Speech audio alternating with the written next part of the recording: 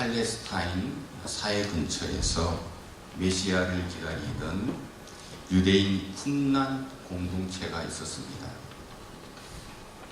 그들은 제국의 핍박을 피해 광야로 도망쳐 나와 금욕 생활을 하며 양피지에 구약 성경을 필사하며 메시아의 오심을 기다렸습니다.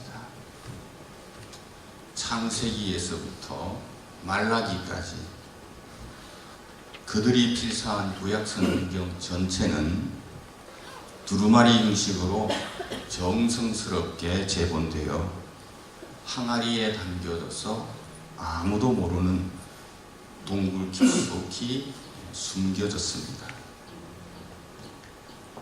그 두루마리 성경은 그때로부터 대략 2200년이 흘러서 1947년 한 베두인 양치기에 의해 발견되었습니다.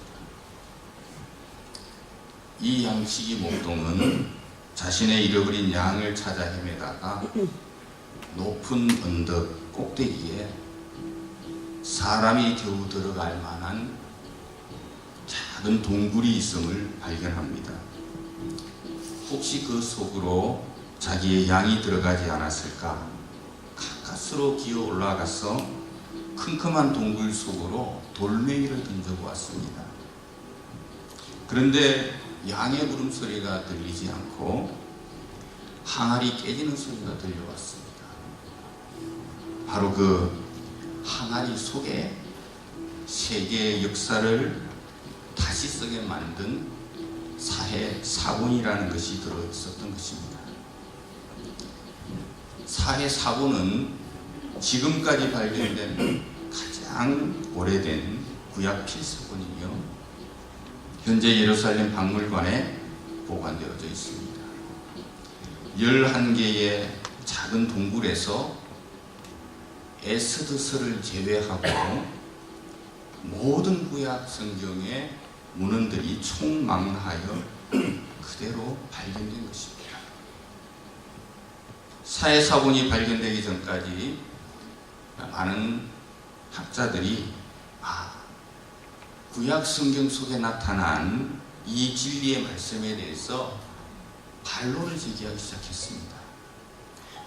누군가가 계속 수정하고 보완하고 첨가하였기 때문에 이렇게 성경이라는 구약이라는 책이 나오게 된 것이다.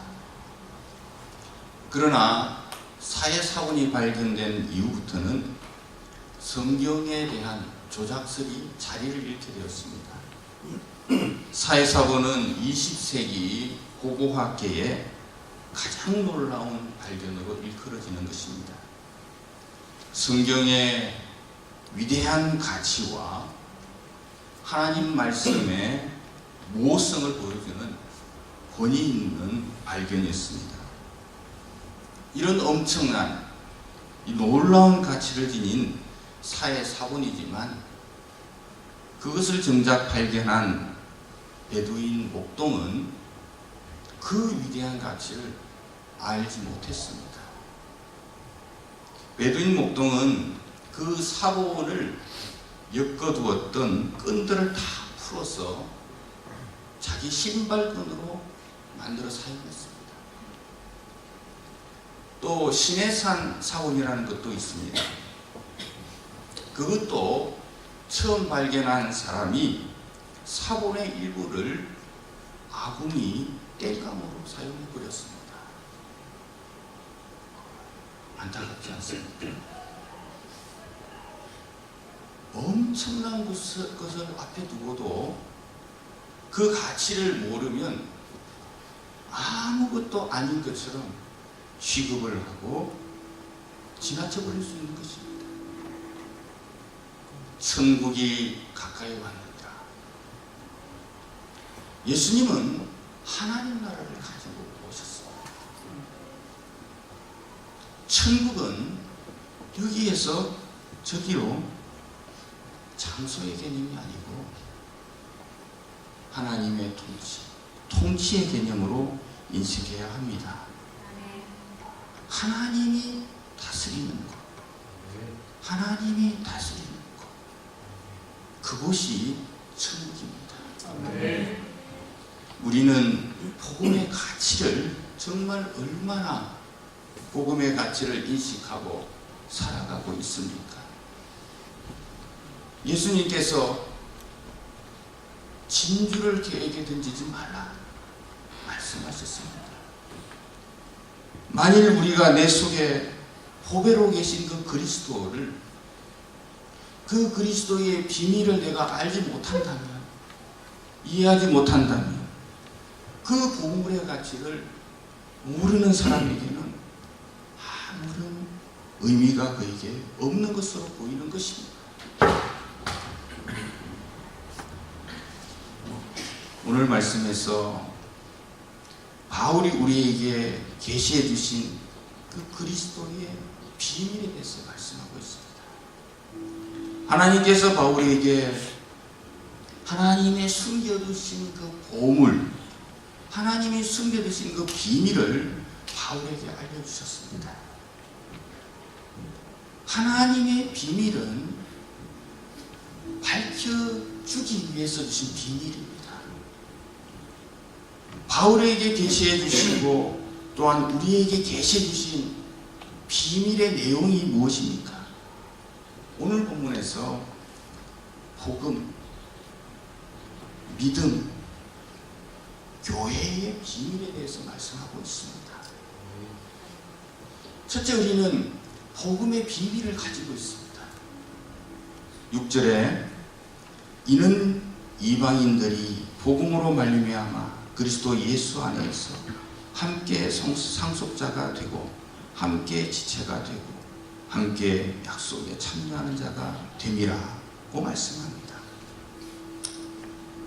이 말씀은 복음을 선포하는 말씀인데 천지가 놀랄 만한 뉴스예요.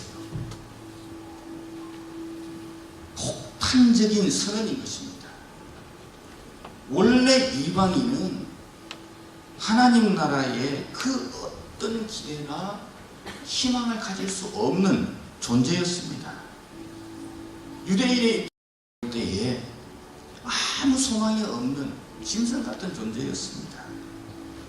그러나 그리스도의 복음은 이러한 이방인까지도, 오늘날로 말하면 저와 여러분, 우리 모두를 포함하여 예수 안에서 우리도 구원받아 함께 지체가 되었고 모든 상속을 받을 수 있게 되었고 약속을 함께 가질 수 있게 되었다라는 것입니다. 에베소서 2장 12절에 과거 우리는 어떤 존재라고 말씀하고 있습니까? 그때의 너희는 그리스도 밖에 있었고 이스라엘 나라 밖의 사람이라. 약속의 언약들에 대하여는 외인이요 세상에서 소망이 없고 하나님도 없는 자리이더니 라고 했습니다. 우리가 바로 그런 존재들이었다는 것입니다. 그런데 지금은 그리스도의 복음을 통하여 모든 차별은 무너지고 이스라엘과 동일한 하나님의 백성으로 대접을 받게 되었으며 한 몸이기 때문에 모든 상속과 모든 약속을 동일하게 받을 수 있게 되었다는 것입니다. 이것이 바로 복음의 비밀의 내용입니다. 이것을 알려주기 위해서 하나님이 바울을 부르시고 그를 이방인의 사도로 삼으셨다는 것입니다. 우리는 이런 엄청난 비밀을 알게 되었습니다. 할렐루야. 이 놀라운 사실에 많은 사람들이 놀라지 않고 있다는 것이 놀랍습니다. 놀랍지 않습니까? 죽었었고 희망도 없었고 기대할 미래도 없었던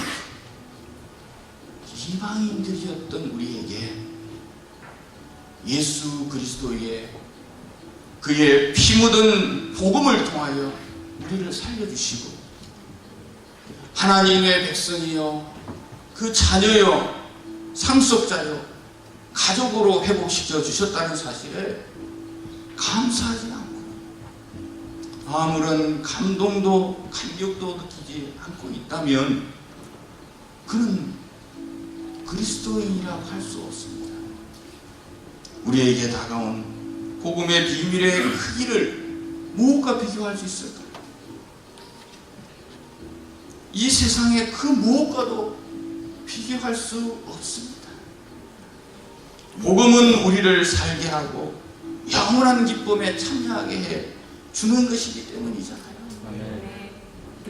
아무리 이 세상에 좋은 것이 많이 있어도 복음의 비밀과 비교할 수가 없습니다. 또한 그 어떤 고난이 있어도 복음의 능력을 우리에게서 빼앗을 수가 없습니다. 로마 감옥도 바울이 가진 복음과 구원의 감격을 소멸시킬 수 없었습니다. 7절 말씀에 보면 바울은 이 복음을 위하여 그의 능력이 역사하시는 대로 내게 주신 하나님의 은혜의 선물을 따라 내가 일꾼이 되었노라고 했습니다. 바울은 이방인들에게 복음이라는 이 놀라운 비밀을 전파하는 일꾼으로 발탁해 주신 하나님에 대해서 하나님의 은혜의 선물이라고 말씀합니다.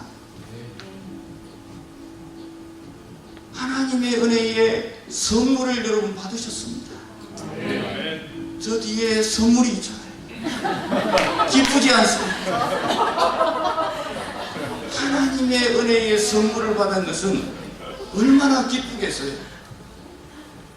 저걸 받아도 감사합니다 하고 막 좋아서 라면을 받아도 그러는데 여러분 하나님의 은혜의 선물을 받고 기뻐하실 수 있기를 바랍니다.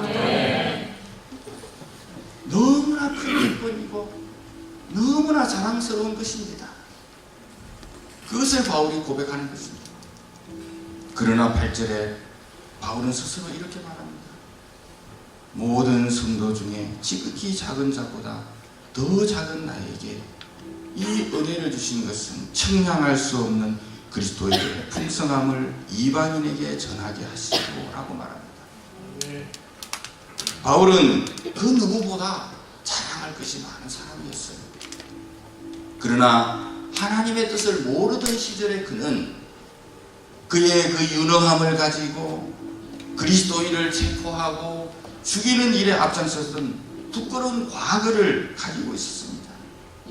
그래서 그는 모든 성도 중에 지극히 작은 자보다 더 작은 나에게 라는 지금 양심 고백을 하고 있는 것입니다. 이렇게 하나님께서 지극히 작은 자라고 고백하는 바울을 통해서 이 엄청난 하나님의 비밀을 온 세상에 알게 해주셔서 뿐만 아니라 교회를 통해서도 이 비밀을 알게 해주신다는 것입니다. 그래서 에베소서를 쓰는 것입니다. 그래서 바울은 에베소서를 쓰면서 에베소 교회 성도들에게 여러분의 신분과 위치는 완전히 달라졌습니다. 더 이상 희망 없는 자가 아닙니다. 여러분도 하나님의 상속자요, 하나님의 자녀요, 가족입니다. 주님이 아브라함에게 약속하신 그 모든 약속을 여러분들에게도 다 이루어 주실 것입니다. 라고 성도들을 격려하였습니다. 그리고 두 번째로 우리는 믿음의 비밀을 가지고 있습니다.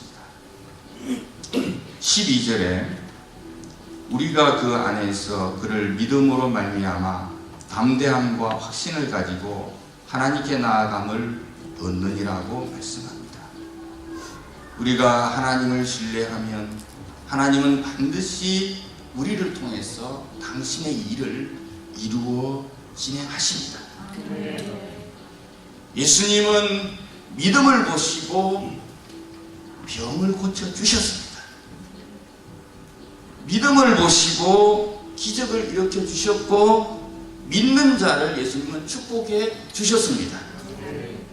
모든 출발은 믿음에서 하나님을 신뢰하는 믿음인 것입니다. 우리가 가진 이 믿음이 얼마나 가치 있는 믿음인지, 얼마나 중요한 비밀인지, 이 믿음이 가져다주는 그 엄청난 유익에 대해서 생각해 보시기 바랍니다. 조경남의 악어 이야기라는 책이 있습니다.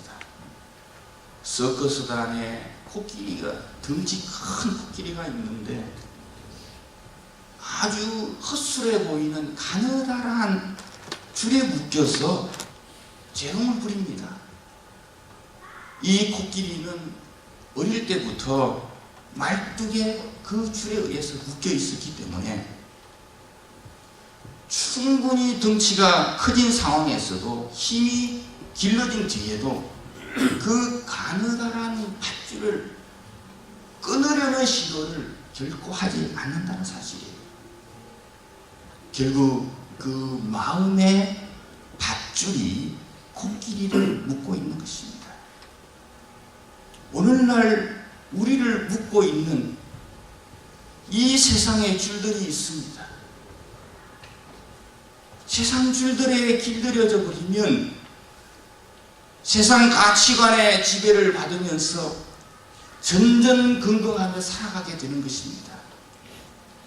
믿는 자에게는 세상을 이길 능력과 권세를 주셨고 믿는 자는 죽어도 산다라고 말씀하셨습니다. 전능하시고 풍성하신 하나님 아버지께 담대함을 가지고 확신을 가지고 나아가게 만드는 것이 믿음입니다. 그런데 왜 하나님께 나아가는 것에 담대함이, 확신이 필요합니까? 하나님은 사랑이십니다. 그래서 그 어떤 사람도 하나님 앞에 나아갈 수 있습니다. 그러나 동시에 우리 하나님은 공의의 하나님이세요. 심판의 하나님이세요. 점도 없고 흠도 없는 완벽한 사람만 하나님을 대면할 수 있습니다. 로마서 3장 23절에 모든 사람이 죄를 범하였기에 하나님의 영광이 이루지 못한다라고 말씀합니다. 그러나 우리가 하나님 앞에 담대함과 확신 가운데 나아갈 수 있는 이유는 무결하신 예수 그리스도의 보혈의 공로를 믿는 믿음으로 가능해졌기 때문인 것입니다. 아무리 절망적인 상황이라 할지라도 하나님의 능력과 그분의 사랑을 신뢰해야 합니다. 전적으로 주님의 능력과 사랑을 믿으면 모든 일의 결국은 합력하여 선을 이루어주십니다. 할렐루야. 복음의 비밀, 믿음의 비밀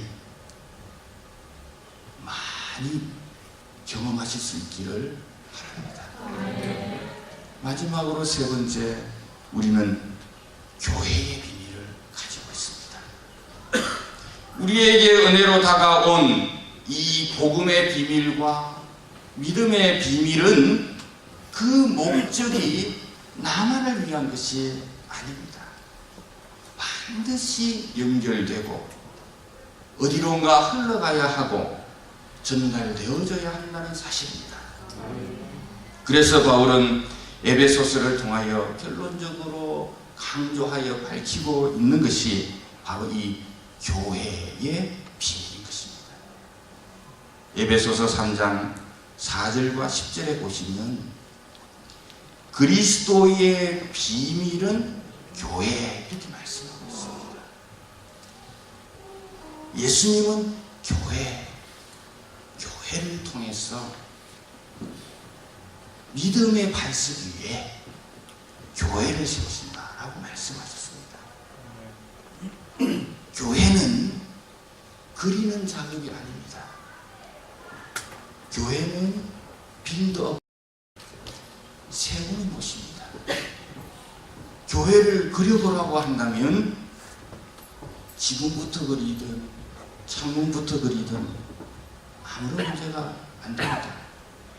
그러나 교회를 세우고자 할 때에는 우리의 자세는 완전히 달라져야 됩니다. 반드시 기초부터 다져져야 하기 때문이지요. 그래서 예수님은 믿음이라는 그 반석 위에 내 교회를 세우시겠다라고 하신 것입니다.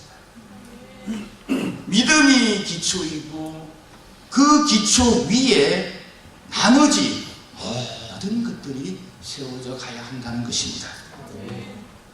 여러분은 교회를 그리고 계십니까? 교회를 세워가고 있습니까? 기초는 드러나 보이지 않습니다. 그러나 그 건물을 지탱하는 생명인 것입니다. 교회는 하나님의 갈망이고 그리스도의 목적입니다. 그래서 그리스도와 교회, 머리와 몸의 관계로 말씀합니다. 교회 없는 그리스도, 그리스도 없는 교회 존재할 수가 없습니다. 하나님은 그리스도의 몸인 교회를 통해서 이 땅의 역사를 펼쳐 나가고 계십니다. 에베소서 4장 11절, 12절에 그가 어떤 사람은 사도로, 어떤 사람은 선지자로, 어떤 사람은 복음 전하는 자로, 어떤 사람은 목사와 교사로 삼으셨으니 이는 성도를 온전하게 하여 봉사의 일을 하게 하며 그리스도의 몸을 세우려 하십니다. 교회 안에 이렇게 직분을 주신 이유가 무엇입니까? 성도를 온전하게 한다는 것입니다. 그러면 온전하게 하면 어떻게 됩니까? 그가 봉사의 일을 하게 되고 이렇게 말씀합니다. 또 그러면 그렇게 해서 목적이 무엇입니까? 마지막 목적이 그리스도의 몸을 세우려 하심이라고 말씀합니다. 그리스도의 몸, 그리스도의 몸. 저와 여러분이 교회입니다. 교회를 세우기 위해서 직분자들을 세우신다는 것이죠. 10절에 보면은 그렇게 세워진 그리스도의 몸인 교회로 말미암아 하늘에 있는 통치자들과 권세들에게 하나님의 각종 지혜를 알게 하려 하심이라고 말씀하고 있고, 뿐만 아니라 만물에게까지 영향력을 미치게 하는 것이 교회가 존재하는 목적이라는 것입니다. 내가 예수 믿고 구원받아 천국을 살아간다는 것은 엄청난 은혜입니다. 그러나 하나님이 우리를 보실 때에 가장 기뻐하는 것이 무엇입니까? 우리를 구원하신 이유는 나 혼자가 아니라 함께 지체가 되고 함께 그리스도의 몸인 교회를 이루어가기를 원하신다는 것입니다. 몸에는 많은 지체들이 있습니다. 뿐만 아니라 몸의 안쪽에는 더 많은 것이 있습니다. 여러 기관들이 있습니다. 소화가 잘 안 되는 사람은 부드러운 음식을 찾습니다. 관절이 안 좋은 사람은 조심스럽게 움직입니다. 내 몸에 약한 부분이 있을 때에 그 부분에 신경을 무진장 씁니다. 손가락 끝에 상처 하나가 나도 다 나을 때까지 물도 묻히지 않습니다. 어떻게 해서든 살려내려고 하는 것이, 이것이 몸입니다. 내 살붙이, 모두가 내 살붙이인 것입니다. 내 지체이기 때문에 교회는 수치도 약점도 다 서로 덮어주고 격려해 주는 것입니다. 마태복음 16장 18절에 내가 이 반석 위에 내 교회를 세우리라. 예수님께서 직접 세우신다고 말씀하셨습니다. 그러나 내가 천국 열쇠를 내게 주리라. 주리니 네가 풀면 하늘에서도 풀릴 것이다. 그 열쇠는 우리에게 주셨다는 것입니다. 바로 이곳에서 풀 수 있다는 것입니다. 하나님께서 교회를 언제부터 계획하셨습니까? 11절 말씀에 보면 영원부터, 곧 영원부터 하나님은 교회를 예정하시고 세우셨다는 것입니다. 에베소서 1장에서부터 6장까지 전체의 내용이 교회에 대한 비밀을 말씀하고 있습니다. 성도 여러분, 가정에 모든 것이 다 있어도 사랑이 없다면 그 가정은 삭막한 가정이 되고 맙니다. 그리스도의 몸인 교회도 사랑이 없으면 아무것도 아닌 것이 됩니다. 교회의 머리 대신 그리스도를 사랑해야 됩니다. 그리스도의 몸인 교회를 사랑하고 섬기며 빌드업 시켜나가야 하는 성도, 그런 성도가 성숙한 성도인 것입니다.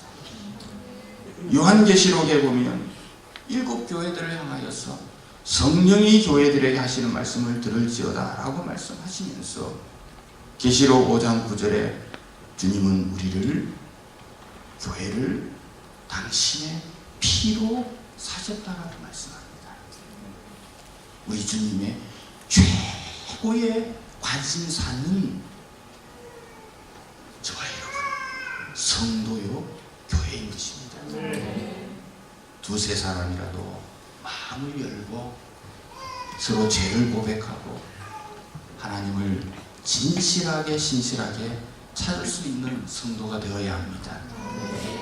부부가 서로 함께 손을 붙잡고 기도하고, 가족이 함께 모여서 예배하고, 서로 마음을 다 열고 함께 기도하는 동역자가 있어야 합니다. 혹시 나에게는 그런 사람조차도 없네, 나에게는 아무도 없는 것 같다라고 생각이 되십니까? 그럼 창세기 32장의 야곱의 기도를 보십시오. 그는 형 에서의 장자권을 빼앗아 도망쳤어. 삼촌 라반의 집에서 20년을 지내다가 이제 주님이 고향으로 돌아가라, 내가 너와 함께 하겠다 라고 하시는 약속의 말씀을 붙잡고 돌아갑니다. 그러나 그를 기다리고 있었던 것은 극심한 죽음의 공포였습니다. 결국 그는 자신의 모든 소유와 모든 가족을 먼저 약복강을 건너게 하고 자신은 차마 건너지 못하고 약복강가에서 처절한 절규의 기도를 올렸습니다. 그에게는 정말 아무도 없었습니다. 그는 자기와 밤을 새워 씨름한 자가 하나님의 사자임을 깨닫습니다. 하나님의 사자가 힘이 없어서 야곱을 뿌리치지 못했을 것 같습니까? 하나님은 기도하는 자를 결코 외면하지 않으십니다. 하나님은 그 밤에 그 야곱의 부르짖는 기도, 고통의 기도를 들으시고 함께 해주시고 응답해 주셨다는 사실입니다. 그리고 야곱, 움키는 자, 속이는 자에서 이스라엘, 하나님을 대면하여 이긴 자로 이름을 바꾸어 주셨다는 사실입니다. 기도하는 자에게 주님이 함께 해주십니다. 잠시 옆에 분들을 한번 바라보시기 바랍니다. 아무 말씀 안 하셔도 됩니다. 그냥 한번 보십시오.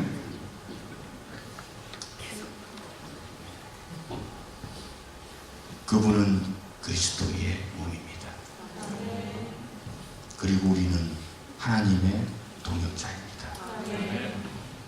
밀라노 은혜교회 성도 여러분, 복음의 비밀, 믿음의 비밀, 교회의 비밀을 가지고 함께 기도하며 함께 사랑하며 하나님 나라를 건설하는 된 성도, 은혜로운 교회로 세워나가실 수 있기를 주님의 이름으로 축원드립니다. 잠시 통성으로 기도하시겠습니다.